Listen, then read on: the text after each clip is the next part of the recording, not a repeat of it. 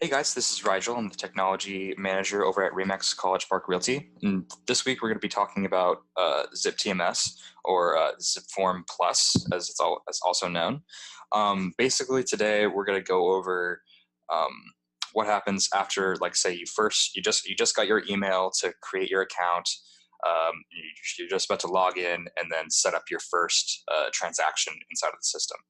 So that's pretty much what this system is used for. Is like when you're out there, you're making your deals, all that, and then once you're ready to for your parties to start signing contracts and start setting up all these documents, then you go into here and you start getting your documents ready. So let's see. We're gonna start by going to the website that you will be logging into. So this is where you're going to be logging into. You're going to be going into ZipFormPlus.com. I know some people are aware that you are able to get to this system through CAR, but that's actually not how we want you to get into the system.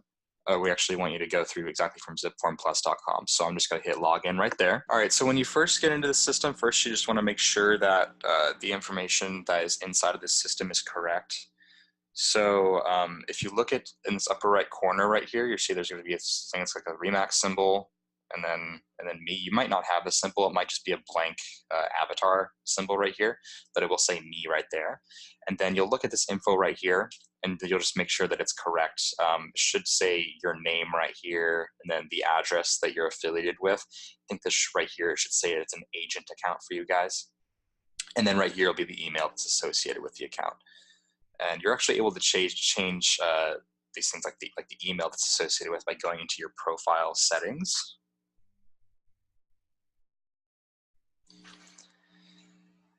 So as you can see right here, there's a couple different spots for you to change some of this information. You can change your username. You can reset your password from here if you want to. I don't see why you'd want to, but you can manage your locations. You can change your notification settings for when you want to get alerts from this system.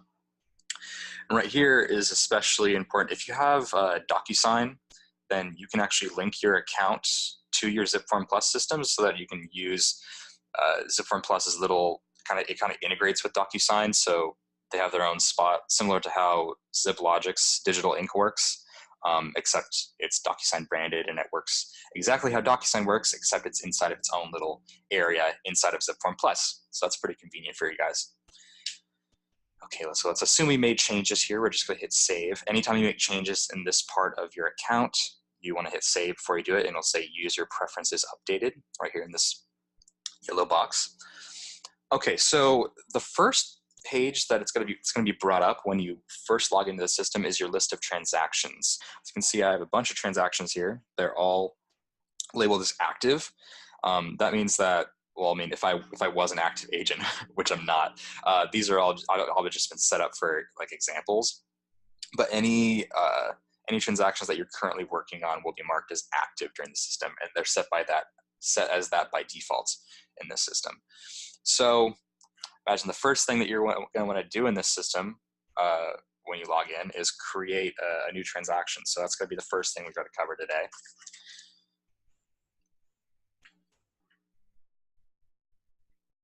So it's pretty straightforward. So what we're going to do first is we're going to go ahead and hit new. And we have a couple different options here. The most common things are just these first two right here, the new listing or new purchaser offer. It doesn't really matter as far as like which of these you choose. They bring up the same next couple pages either way. So we'll just hit new listing. All right, so you're going to be brought with a couple different fields here that are pretty important. First, you want to make sure, you should have made sure this already, that your location is correct. So this says that I'd be based out of Los Alamitos, which is correct. And then for the name, this isn't your name. We recommend putting the name of the property address. So if your property was like, let's say we have an example one from the MLS here. We have 11792 Foster Road, Rossmore, California, 90720. Let's just assume that we're going to be using this. We're going to be using this property. So let's get back into ZipForm Plus. and we'll use that as the property name, just for this example. In fact, let's put something right here just so they don't get it confused. It's a test. And then once we put the address, we can say that it's a residential property. The status is set to active. We can change that right here apparently, but as I said, active is the default. And then right here, we can select a template. Now, this is the most important part of setting up a transaction, because whatever template you select determines the car forms that populate inside of the template, which brings about different requirements for different types of properties and that sort of thing. So we said that this was going to be a listing residential. So the first two, those are the most common ones, are right here. So we'll pick listing residential as our template. And there's comments that you can put in there. That's totally optional. So we're just going to go ahead and hit save. But actually, before I do that, you'll note that there's a couple buttons right here, ZipForm Record Connect and MLS Connect. We're going to ignore this Record Connect right here, but we'll look at this MLS Connect feature. So what this feature actually does is it allows ZipForm to pull, if the property is already on the MLS, it allows you to pull all the information from that property, and then pull all that information like address, city, state, postal code, listing ID, listing price, date, agent ID, and a property photo, optionally, into your ZipForm transaction. So let's assume that we were going to do it this way, just for the sake of example. We'll use that same property. And you'll see right here, there's an MLS conveniently located right there. So now we're going to go back into ZipForm, paste that, we'll hit find. And if the property is in fact on the MLS, then it's going to pull all that information from the MLS. You'll see pull the correct address, city, state, listing ID, expect to be consistent, and then a picture from the MLS. And it's pretty similar to what's on this listing inside of our company intranet right here. So that works pretty well. It would probably save you a lot of time in terms of data entry and stuff. So let's go ahead and just use this listing. And then we'll go ahead and hit save. Again, even though you do the MLS Connect thing, you still need to select the correct template for this transaction. So let's go ahead and hit save.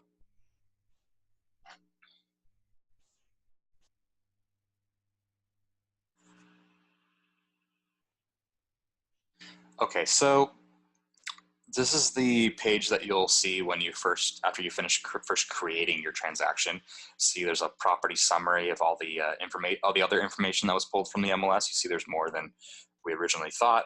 The listing price, all that stuff. There's a few other tabs right here just to make things easier down the line. First we'll go into this parties tab right here.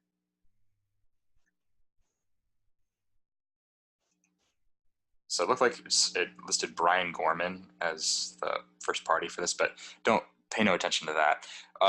The most important thing is that if you are planning on doing digital signing for your transactions, which I hope you are, you can actually add your parties in as like in certain groups. So you can say like this person's buyer 1, this person's buyer 2. You can put in their name and email address. And so later on down the line, it'll make things a lot easier when you're trying to actually get things signed and out there, because then you'll already have that contact info built into the transaction, and then you'll be able to just get things set up for signing sooner. So that's a pretty convenient thing to do. So that's pretty much the only feature of the Parties tab. The next tab is the most important. It's the Documents tab. As you can see, we have quite a lot of folders on the left side. All these car forms are like in like the main folder, which is just called folders. So these are all the car forms that you would need to satisfy this transaction. If there's any time you make a transaction and you're confident that you have the right template and you have the correct you got everything working and got everything seems to be correct. Okay, so first of all, it's like you have the correct template applied, and you've logged out, come back, log back in. Sometimes it glitches and it doesn't show everything. That's the thing that I've seen kind of not frequently, but it's happened enough just to make a note of it. if any of those things happen, you can go ahead and let us know, and we can see if it's a recurring issue or if it's just something that's with your computer specifically. But the main thing I want to talk about here is there's a few of these car forms that if you fill out all this information or ensure that most of this is filled out, then it'll populate to all of your other car forms. And what that'll enable is, it'll just make it easier for you to get everything finished in time, because you do it once in here and then it carries over to all the other forms. Okay, so these is where you get your car forms initially. So this is where you'll be doing all of your data entry stuff. But once a form is all completed, all the data is in there, it's done, and it's signed, you'll want to go into this tab right here, which is called the brokerage required. And inside of here, you're going to see a bunch of placeholders with, they have certain names or numbered just for the sake of organization, but they'll see like this one's for the transaction summary form, this one's for the RLA, this one's for the SA, AD. So what you're going to be doing here is once the car form is created, you'll go into its respective placeholder. You can do it a couple different ways. You can hit fill placeholder right here. Let me do that again. You click this down arrow and you hit right here, you hit fill placeholder. And you have a couple of different options. First of all, if you hit fill with existing, it's gonna bring up a list of all of the different folders inside of your transaction. And if you saved it to a certain area, it'll show up in that respective folder. So I recommend that when you're uploading files into here, you upload it into the folder where that's the same as the placeholder. So I recommend going into brokerage required forms and seeing if it's there. Let me go ahead and add a document inside of here just so you can see what that looks like. Let's browse for document. Okay, let's just use this one. It doesn't really matter. This is just for the sake of example.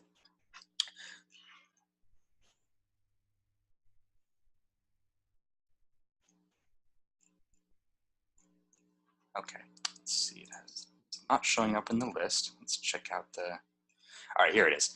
So here's our PDF that's just at the bottom of the page. When you add a document, it usually shows up under everything else.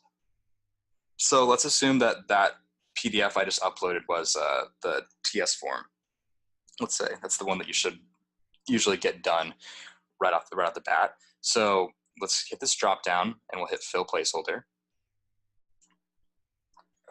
And then we'll hit fill with existing. And so we know that it was saved into the brokerage required forms folder. So let's just hit that. And then right here, you'll see that it's right there. So let's just click right here.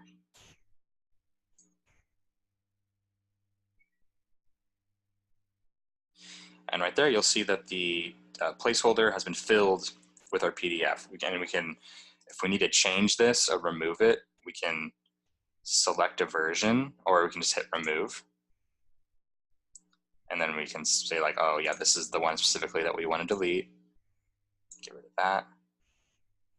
Put it there. And then I'll also show, if you're just browsing for the document from your computer, you can do it that way too.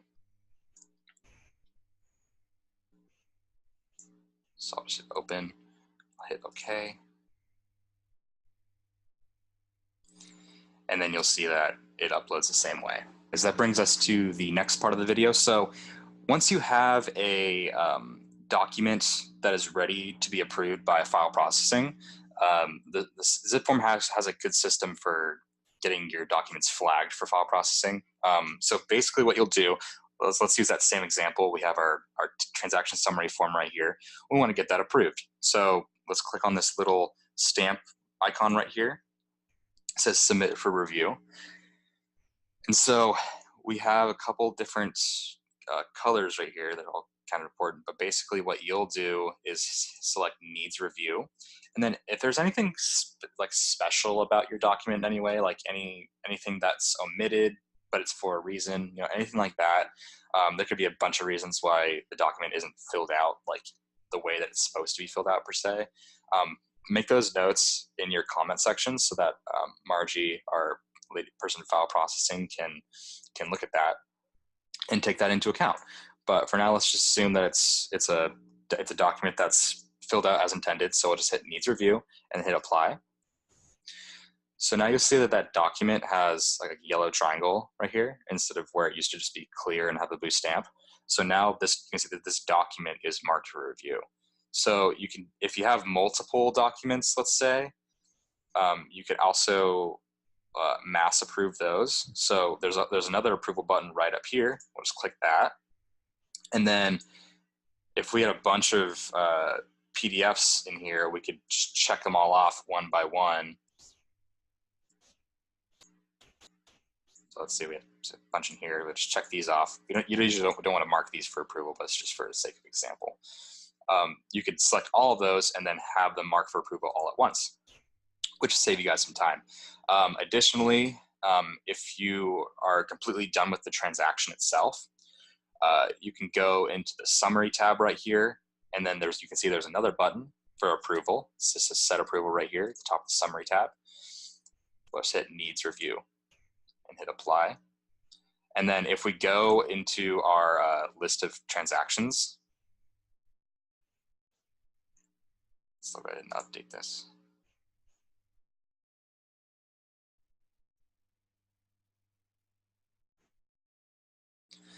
So if you look at our list of transactions now, the most current one that we made is for 11792 Foster Road. We see that it's marked for review. So it's saying that it needs review. So let's go ahead and I'll go ahead and unmark that just so it doesn't terrify Margie or to feel like it's something that needs to be looked at. Let's go ahead and put that. Fine. Okay. So sometimes when you submit a document for review, it might come back looking like this. Submitted it for file processing, it was yellow before, and then you come back the next day and you see that your document is red. Usually that means that there was a problem with the document specifically, and usually if it's something that's clear, the file processing will leave a comment as far as what was wrong with it and then give you instructions as far as how to complete it and then upload it successfully. Again, because we want you to get paid, you know, we're not the enemy here.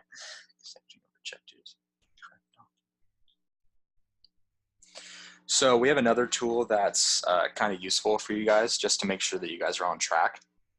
And that'll be the next tab in the transaction list, and that's the checklist.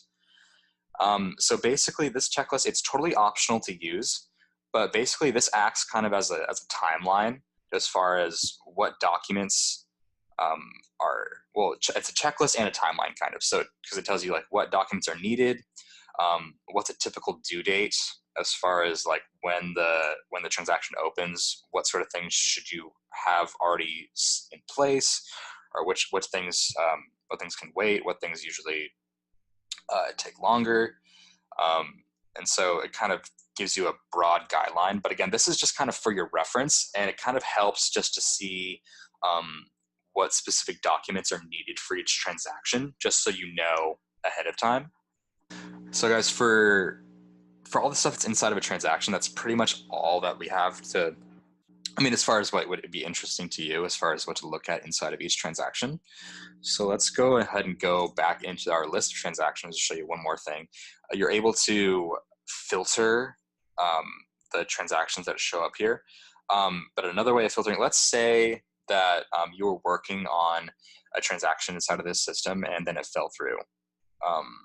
It would kind of stink to just have to be looking at that constantly, not know how to change the status of that. So there's a way to change that status. Let's say you wanted to go into, let's say you wanted to switch this one to inactive, let's say, or that it fell through. So you can see where to change that status of your listing is right here. So right now it's set to active after you opened it. But if I want to change that, we can change it to inactive, which would mean that it's currently not on the market.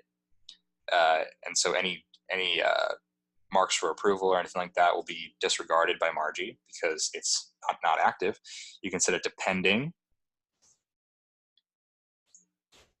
You can set it to prospect or fell through. Usually, if it's the case that the buyer's not interested anymore, you'll mark this as fell through. All right, so I marked it as fell through, and so now I'm going to go back to my list of transactions, and you'll notice that 8 something something Bayard address actually isn't in the list anymore. And the reason for that is because you're able to set your filters right here, so you can see which kinds of transactions will show up in the list. So as you can see, I only have it set to look at active transactions. So if it wanted to see all those processes that fell through, or say like that, that transaction that fell through, it's back up again. You don't want to go back to where you started.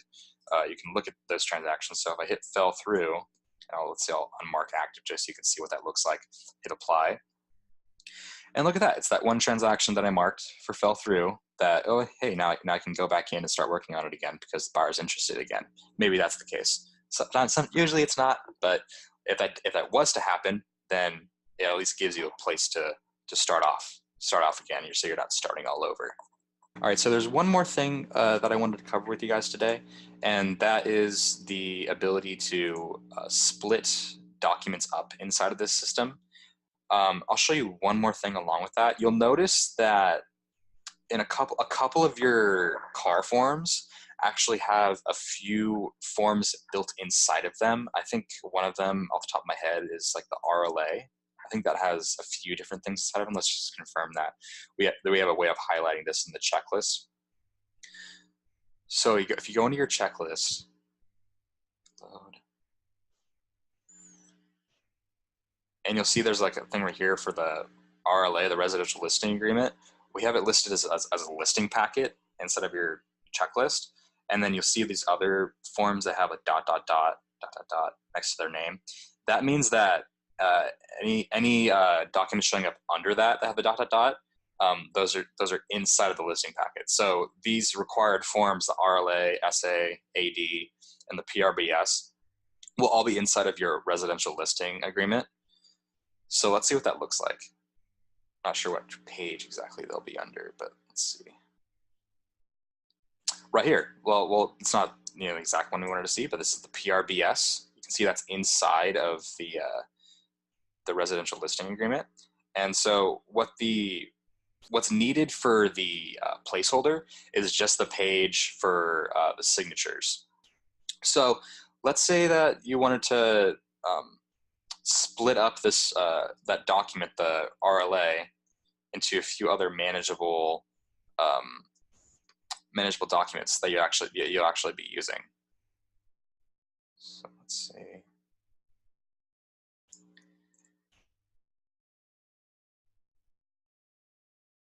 I believe it only applies to after you finish the RLA and then you print it out. It's turned into a PDF, and once you have that PDF, you're able to split it up. So let's see where that feature. That's probably why I wasn't seeing it over there. So right here, you'll see we have a PDF inside of the placeholder, and so now we'll hit split and rotate. Okay, so you'll see right here we can see all the different pages that are inside of that PDF. And so let's say that we wanted pages 1, 2, 3, 4 split up off into something else. We can give a name for this document right here. So let's say that was our PRBS. And so we could either do it one way. We can either select it that way, or we can just specify the page range. So I'll say that, well, let's just do it that way. Let's say I wanted 1 through 4. I hit save. I'll say PRBS added to the transaction. And then it stays in this window, just assuming that you wanted to split it up into other things. But let's see what it did for us there. All right, you'll see that it uploaded PRBS into the bottom of the list of brokerage required forms, just because we were already in this folder. So we'll see that, oh, hey, these are all the pages that we split into. That's a pretty useful feature inside of this system. It's actually kind of a recent one, because before they had that split feature in here, we actually had to use a external system, a third-party system called Bullzip, where you'd have to it would basically act as a printer to where you could, if you were ready to print something, you could hit print and then select Bullzip as your printer, and then you could select, just like you can select a page range to be printed out from a printer, you could say oh, I wanted page 1 through 4 printed And instead of actually physically printing it, it would turn it into a PDF, and then you could use those and then print that. But when doing that, you'd be kind of forced outside of the system to use it. And so now with this, you can just use all of the tools that ZipTMS provides you to just stay inside of the system, and then that way things are a little less confusing. I know it can be kind of weird when you're like going in and out of the system, and it kind of like might mess up your productivity a little bit. So this kind of just eases things a little bit. All right, guys, so that's pretty much it as far as today's class. It's a pretty short one, but this is a pretty simple system to use. Again, if you guys ever have any questions about any of the material that's in these videos, you can hit us up at the Remax Technology Department, either myself or my assistant Sean. We're happy to help you with any of this stuff. We'll leave our email, ways of contacting us at the end of this video. But that's it for today, guys. Hope you guys have a great week. I'll see you guys next week.